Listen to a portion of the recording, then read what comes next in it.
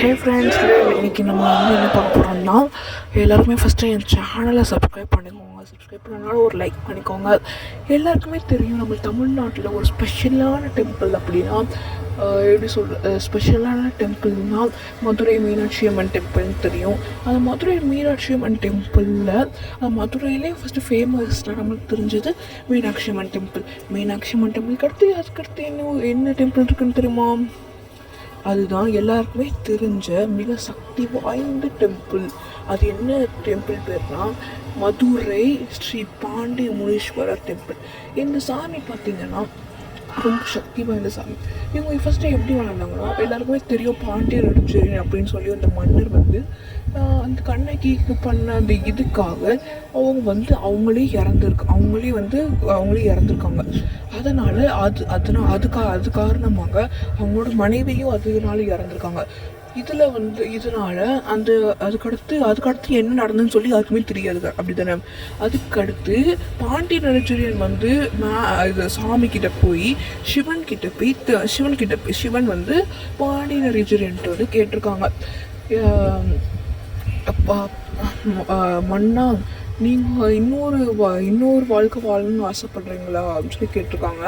அதுக்கு இல்லை வாழ நினைக்கல, ஏற்கனவே அது கண்ணகிக்கு பண்ண பாவம் தான் என்னை சும்மா விட வேணாம், அதான் ஏன் பண்ணணும் சொல்லிட்டு தான் நான் வேணாம் அப்படின்னு சொல்லியிருக்காங்க.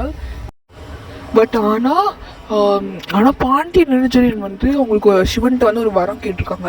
அது என்ன வரம் அப்படின்னா, எனக்கு அதாவது நான் இந்த மாதிரி பாவம் பண்ணி நான் சாகரிச்சிருக்கேன்.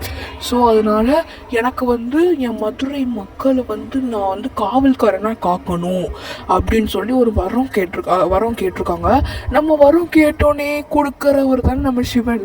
ஸோ அவங்களுக்கு கொடுத்த உடனே அப்படியே அவங்க என்ன சொல்லியிருக்காங்க சிவன் அப்படின்னா, நீ காவல்காரனாக ஆகணும்னா 14 வருஷம் எனக்கு தியானம் பண்ணணும் அப்படின்னு சொல்லியிருக்காங்க. அது பூமிக்கு அடியில் அது தியானம் பண்ணணும் அப்படின்னு சொல்லியிருக்காங்க. ஸோ அவங்க 14 வருஷமாக தியானம் பண்ணிகிட்டே வரும்போது அந்த 14 வருஷம் முடிகிற டைமில் கரெக்டாக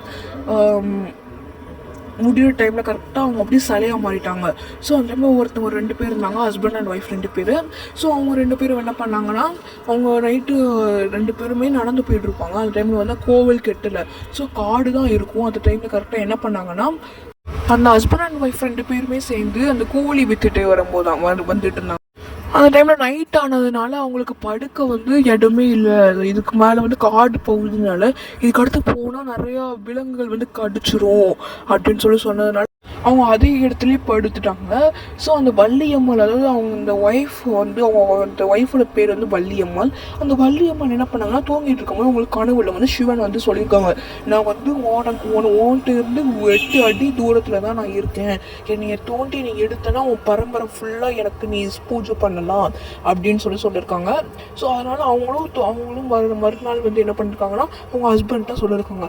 சொன்னோடனே நீ தான் அப்படி நம்பாத, நீ தான் இதை நம்பிக்கிட்டு இருக்காத, இதான் போய் அவங்க சொல்கிறத நம்பாத அப்படின்னு சொன்னோடனே அந்த வழியாக என்ன பண்ணாங்க, அதையும் அது கண்டிப்பாக இருக்கும், நான் ஊர் மக்கள்கிட்ட இதை சொல்ல தான் போகிறேன் அப்படின்னு சொல்லி எல்லாரையும் ஊர் மக்களாக கூப்பிட்டு வச்சு அதை அப்படி தோண்டினோடனே பார்த்தீங்கன்னா அவ்வளோ அழகாக இருக்குது அந்த சிலை அப்படின்னு சொல்லியிருந்தாங்க. ஸோ இது என்ன சிலையாக இருக்கும் அப்படின்னு அது எந்த சிலையாக இருக்கும் அப்படின்னு சொல்லி தேடிக்கிட்டே இருக்கும்போது அந்த சிலை அவ்வளோ அழகாக இருக்குது. அது எந்த சிலையுமே இந்த சிலையை யாருக்குமே தெரியாத மாதிரி அப்படியே இது பண்ணாங்க. ஸோ அந்த டைமில் அவர் அப்படியே நைட் ஆயிடுச்சு. மறுபடியும் தூங்கிட்டு இருக்கும் போதில் பாண்டிய நெடுஞ்செழியன் அவங்க கனவுல வந்தாங்க, வள்ளியம்மாள் கனவுல. அது வேறு யாரும் இல்லை, அது நான் தான், அதனால எனக்கு பூஜை பண்ணு, நீ கோவில் கெட்டு அப்படின்னு சொன்னோடனே மறுநாள் எல்லாரையும் கூப்பிட்டு இது பாண்டிய நெடுஞ்செழியன் அப்படின்னு சொல்லி வச்சு ஸ்ரீ பாண்டி முனீஸ்வரர் அப்படின்னு சொல்லி பேரும் சூட்டினாங்க. அதுக்கடுத்து அந்த கோவிலுக்கு நீங்கள் இப்போ கூட போனாலுமே அதில் அந்த முனீஸ்வரர் அந்த சன்னதியும் இருக்கும். அதுக்கு பின்னாடி பார்த்தீங்கன்னா கருப்பசாமி அப்படின்னு சொல்லி அந்த சன்னதி இருக்கும், கருப்பசாமியோட சன்னதி இருக்கும். அந்த சன்னதியில் பார்த்தீங்கன்னா அந்த கருப்பசாமிக்கு மேலே உள்ள அந்த சிலையில் அவங்க தலையும் இருக்காது, அந்த ஒருத்த கையும் இருக்காது அப்படின்னு சொல்லுவாங்க.